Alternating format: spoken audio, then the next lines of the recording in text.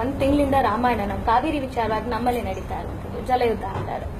ಏನ್ ಹೇಳ್ತೀರಾ ಕಾವೇರಿ ವಿಚಾರವಾಗಿ? ಇದು ಪರಿಹಾರ ಕಂಡುಕೊಳ್ಳುತ್ತೆ ಅಂತ ಅನ್ಸುತ್ತಾ, ಅಥವಾ ಸುಪ್ರೀಂ ಕೋರ್ಟ್ ತಪ್ಪ, ಅಥವಾ ಹಠ ಹಿಡಿದಿರೋದು ಯಾವುದು, ಕರ್ನಾಟಕನ ತಮಿಳುನಾಡ, ಏನ್ ಅನ್ಸುತ್ತೆ? ನಟ, ನಿರ್ದೇಶಕ, ನಿರ್ಮಾಪಕ ಪ್ರಕಾಶ್ ರೈ ಇದೊಳ್ಳೆ ರಾಮಾಯಣದ ಬಗ್ಗೆ ಮಾತಾಡ್ತಾ ಇದೀವಿ, ಸಿನಿಮಾದ ಬಗ್ಗೆ ಮಾತಾಡ್ತಾ ಇದೀವಿ. ರಾಜಕೀಯ ಅದು ದೊಡ್ಡ ವಿಷಯ, ಅದು ಬೇರೆ ವಿಷಯ. ನೀವು ಅನ್ಕೊಂಡಷ್ಟು ಚಿಕ್ಕ ವಿಷಯ ಅಲ್ಲ, ಅದು ತುಂಬಾ ಆಳವಾದ ವಿಷಯ. ರೈತರ ಸಮಸ್ಯೆ ಬರೀ ನೀರು ಮಾತ್ರ ಅಲ್ಲ, ಬಹಳಷ್ಟು ಸಮಸ್ಯೆಗಳಿದೆ. ತುಂಬಾ ಗಂಭೀರವಾಗಿ ಮಾತಾಡಬೇಕು. ಈ ತರದ ಕಾರ್ಯಕ್ರಮಗಳಲ್ಲಿ ಸುಮ್ಮನೆ ಬಾಯಿಗೆ ಬಂದ ಪ್ರಶ್ನೆ ಕೇಳಿ ನನ್ನನ್ನು ಹೇಳಿಬೇಡಿ. ಇದನ್ನ ರಿಲೇ ಮಾಡಬೇಕು. ಒಬ್ಬ ನಟನಾಗಿ ನೀವು ಒಂದು ನಿಮಿಷ ಸ್ಟಾಪ್ ಇಟ್. ಏನ್ ಸಿಗುತ್ತೆ ನಿಮ್ಗೆ ಇದರಲ್ಲಿ? Stop it. ಏನ್ ಸಿಗುತ್ತೆ ನಿಮ್ಗೆ ಇದರಲ್ಲಿ? ಮಾತಾಡ್ತಾ ಇದೆ, ಜನರು ಆಗಲೇ ಕೋಪದಲ್ಲಿದ್ದಾರೆ, ನೋವಿನಲ್ಲಿದ್ದಾರೆ.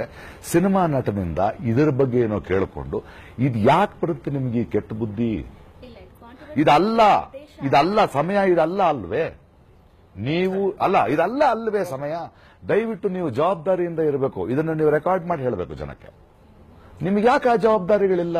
ಬಾಯಿಗೆ ಬಂದಂಗೆ ಯಾಕೆ ಕೇಳ್ತೀರಿ? ಯಾವ ಸಂದರ್ಭದಲ್ಲಿ ಯಾವ ಪ್ರಶ್ನೆ ಕೇಳಬೇಕು ಅನ್ನೋ ಒಂದು ಬೇಸಿಕ್ ತಾಳ್ಮೆ ಇಲ್ದಿದ್ರೆ ತಪ್ಪಲ್ವಾ ಮೇಡಮ್? ನಾನೇನ್ ಪಾಪ ಮಾಡಿದ್ದೇನೆ ನಿಮಗೆ? ಅಲ್ಲ, ಯಾಕೆ ಹೇಳಿದ್ದೀರಿ ಅನ್ನೋ ಸಲಗೆ? ಯಾಕೆ ಉದ್ದೇಶ ಅಲ್ದಿದ್ರೆ ಯಾಕೆ ಆ ಪ್ರಶ್ನೆ ಯಾಕೆ ಬಂತು ಇದೊಳ್ಳೆ ರಾಮಾಯಣದ ಮೀಟಿಂಗ್ ನಲ್ಲಿ? ನಾನು ಕೇಳ್ತಿರೋದಷ್ಟೇ.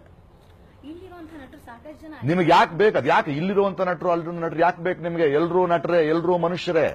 ಸಮಸ್ಯೆ ಬೇರೆ ಇದೆ, ನಮ್ಮೆಲ್ರಿಗೂ ಗೊತ್ತದು. ಯಾವ ಚಾನೆಲ್ ಇದು? Never come to me again. Controversy ಬೇಕಾ ನಿಮಗೆ? ಮಾಡ್ತೀನಿ ಕಾಂಟ್ರವರ್ಸಿ. ಆಗ್ತದೆ ಸೆಮಿಸ್ಟರ್